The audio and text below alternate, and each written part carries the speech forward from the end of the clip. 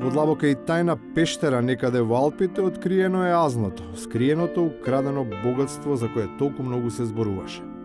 Изгледа дека разбойничката дружина и не држала баш се во тешка конспирација, штом никому друг, туку баш на самка му е доверена задачата да обелодени дека волшебната формула за отварање на сезамот е пробиена и дека тоа ќе биде првиот победнички украс на порт на Македонија.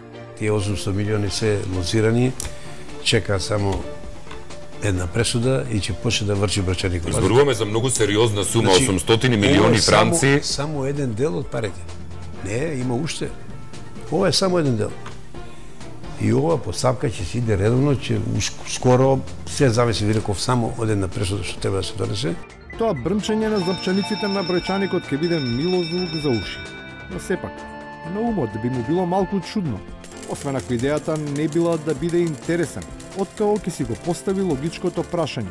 Затоа од каде таа информација на член на извршната, кога се зависи од одлуката на независната, судската. Зарем суштината на се беше пак да имаме калиф наместо калиф.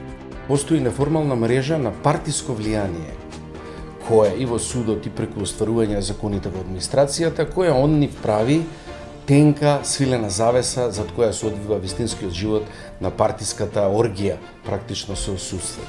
Изгледа дека тенката свилена завеса е поттргната под прозорецот кој требаше да се отвори за да се проветри. Пак почнува да се надзира таа потреба за остварување на лични кефови.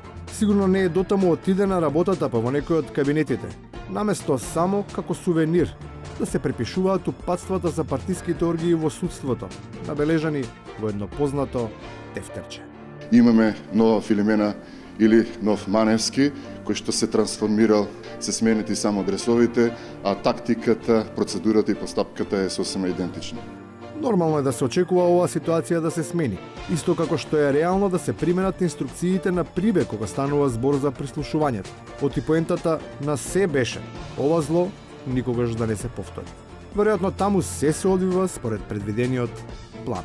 Предложените законски текстови не одговараат на препораките дадени од Европската Унија, во смисол дека треба да се острани директниот пристап на државните органи до целокупниот телекомуникацијски сообраќај на граѓаните.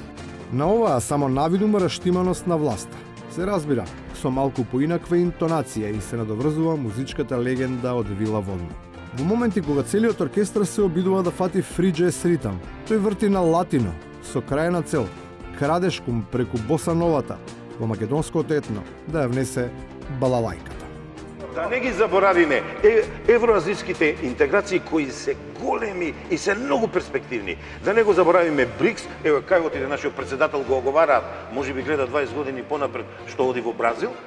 Ако не влеземе преку Русија да влеземе во БРИКС, да влеземе со инвестиции. Во Европа кај што живееме, ќе се интегрираме во Азија. Тоа е Европа, тоа е разликата меѓу вас и мене. За мене Русија е Европа.